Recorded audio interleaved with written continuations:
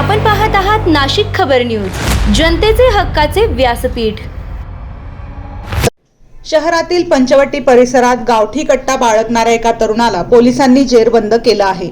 Panchavati police Thane गुन्हे शोध पथकाने ही उल्लेखनीय कारवाई केली। नाशिकचे पोलीस आयुक्त संदीप कर्णिक यांच्या आदेशानुसार शहरात बेकायदेशीर शस्त्रांवर कारवाई सुरू आहे।